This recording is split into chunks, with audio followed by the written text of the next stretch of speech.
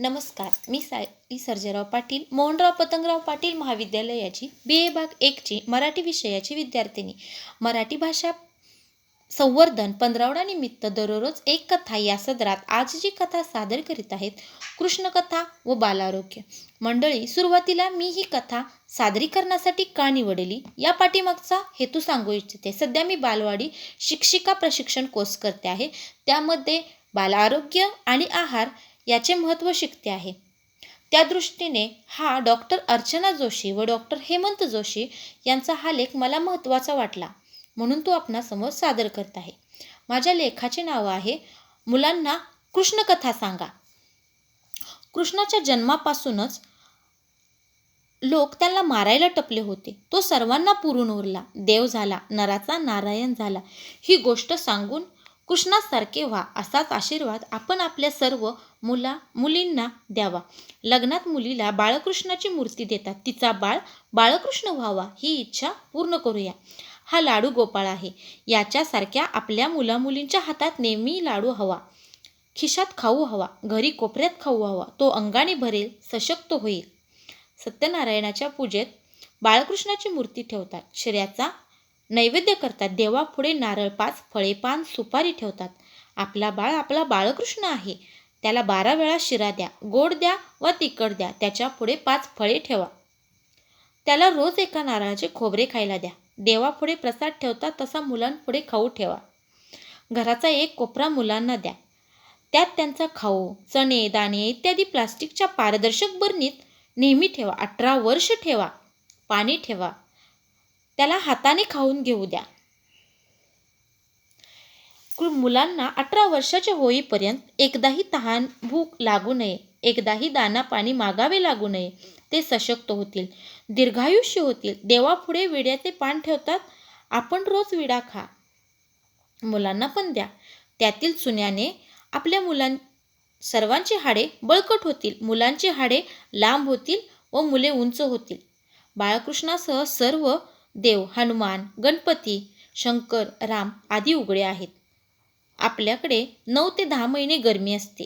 गरमीने वाढ कमी होते असा अभ्यास आहे. मुलांना उघडेच ठेवा, फक्त चड्डी घाला. मुली वयात आल्या की त्यांना छोटी चोळी घाला. त्याने त्यांना गरमी कमी होईल. आपल्या सर्वांमध्ये ड जीवनसत्व कमी आहे, म्हणून आजार जास्त व आयुष्य कमी आहे. भर दुपारचे ऊन चामडीवर 2 तास पडले तर भरपूर ड जीवनसत्व मोफत मिळते. यासाठी मुलांना कमीत कमी कपडे घाला. दुपारी उन्हात खेळू द्या. आपणही बाहेरची कामे दुपारच्या उन्हात करावी. हे पुरीचे देव जगन्नाथ आहेत. हा बाळकृष्णच आहेत. त्याला रोज 6 जेवणे व 56 खाऊचा प्रसाद असतो. आपला बाळकृष्ण आहे. त्याला रोज 6 जेवणे व 56 खाऊ द्या. तो सशक्त होईल. कृष्ण सुदामा पोहे खायचे. आपण आपल्या मुलांच्या खिशात पोहे, चिरमुरे, चणे, दाणे ठेवावे. ते खाऊन सर्व मुले सशक्त होतील. कृष्णाने मित्रांना मदत केली. सुदाम्याला, अर्जुनाला मदत केली. अशी आपल्या मुलांनीही करावी. मुलांनी फक्त खाल्ले तर ते जाड होतील. मुलांचे पोट दिसू नये. ते दिसले म्हणजे त्यांना चरबी जास्त आहे. त्यामुळे त्यांना 20 वर्षात मधुमेह, उच्च रक्तदाब, हृदयविकार, पांगळेपणा, स्मरण जाणे आदी मेंदूचे आजार होऊन ते तरुण मरतील. ते अल्पायुष्य होतील असे शास्त्र सांगते. त्यांनी व्यायाम केला तरच ते सशक्त होतील, सुखी, दीर्घायुष्य होतील. बलराम, कृष्ण रोज कुस्ती, मल्लखांब, कसरत करायचे. तसा आपल्या मुलींनी रोज व्यायाम केला पाहिजेच. नाच हा एक व्यायामच आहे. आपले सर्व नाच कृष्णकथेवरच आधारित आहेत. मुलींना जरूर नाच शिकवा. नाचाने शरीराला व मनाला दोघांनाही आनंद होतो. कृष्णाचा जन्म मथुरेच्या जेलमध्ये झाला. त्याच्या जीवाला धोका होता. त्याचे बाबा हजर होते. त्यांनी त्याला लगेच हलवला. आजही जन्मावेळी खूप मुले मरतात. जन्मावेळी बाबा हजर हवेत. बाळाच्या जीवाला धोका असेल व दुसरीकडे हलवायला सांगितले तर लगेच बाळाला हलवायला पाहिजे. बाळकृष्ण बासरी वाजवायच्या. आपल्या मुलांनाही बासरी किंवा इतर वाद्य वाजविता यायला पाहिजे. बाळकृष्णाची आई मथुरेला होती. तो नंद घरी जणू दत्तक दिला होता. आजही दर 10व्या घरी बाळ नाही. काहींना खूप नको असलेली मुले लोक टाकून देतात. ती मरतात, खराब होतात. तरुणांनी लवकर लग्न करावे. पहिले बाळ लवकर होऊ द्यावे. लग्नानंतर 2 वर्षात झाले नाही तर डॉक्टरांचा सल्ला घ्यावा. बाळ होणार नसेल तर काही अडचणी असतील तर एक बाळ दत्तक घ्यावे. घरी बाळकृष्ण आणावा.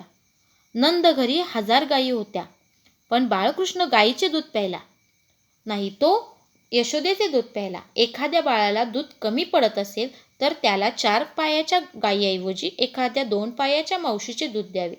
ब्राझीलमध्ये दर दुसरे बाळ आई कामाला गेली की मावशीचे दूध पिते व प्रत्येक गावात आईच्या दुधाची बँक पण हवी. बाळकृष्णाला मारायला पुतना मावशी आली होती. दुधाची बाटली ही नवी पुतना मावशी आहे. तिच्यामुळे जुलाब लागतील, त्याने बाळे मरतील. दुधाच्या बाटलीची होळी केली पाहिजे. आम्ही दुधाच्या बाटलीची सार्वजनिक होळी केली आहे, आपणही करा. कृष्णाला करदोडा बांधला होता, तसा आपण सर्वांनी बांधला पाहिजे.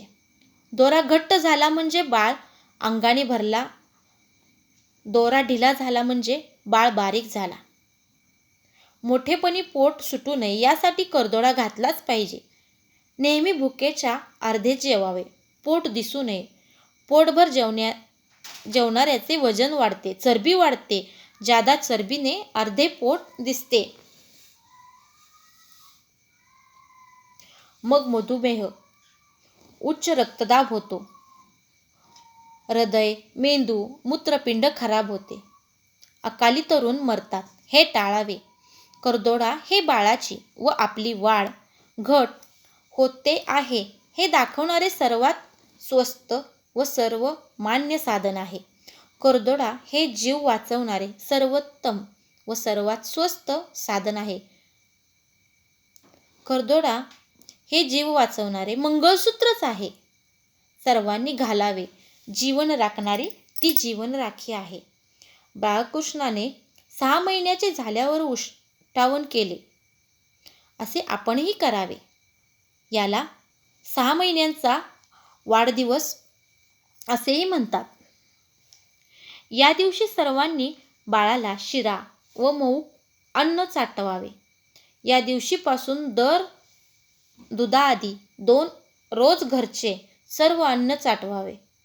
आईचे दूध मिसळलेले अन्न व औषध मुले छान घेतात, असा अभ्यास आहे. बाळकृष्णाला लोणी चोरून खावे लागे, असे आपल्या घरी होऊ नये, देशात होऊ नये. घरोघरी आपण सर्व खाऊ मुलांच्या हाताशी ठेवावा. त्यांना चोरी करावी लागू नये. 18 वर्ष वयापर्यंत दर 6 महिन्यांनी वाढदिवस करावा. त्या दिवशी बाळाची वाढ मोजावी, उंची, वजन मोजावे, त्यांचा आलेख काढावा. वाढीचा आदर्श आलेख पत्रावर काढावा. मुलांच्या वाढीचा आलेख नेहमी वर जाणारा असावा. तो वाढीच्या आदर्श आलेखासारखा असावा. मेंदूची वाढ 3 वर्षापर्यंत होते. मेंदू वाढला की डोके वाढते. डोक्याचा घेर मोजतात. त्याच्या वाढीचा पण आलेख 3 वर्ष वयापर्यंत काढतात. तो जरूर काढावा. आपल्या आईचे दूध कमी पडले की गाईचे दूध व इतर पातळ अन्न देतात. त्यात पाणी जास्त व अन्न कमी असते. यामुळे मुले खुंटतात. लहान मेंदूचे आजार होतात, असा आमचा अभ्यास आहे. बाळकृष्ण व त्याचे मित्र एकीने डोंगर करून लोणी मिळवीत. आपल्या मुलांनीही एकी व संघटन केले पाहिजे.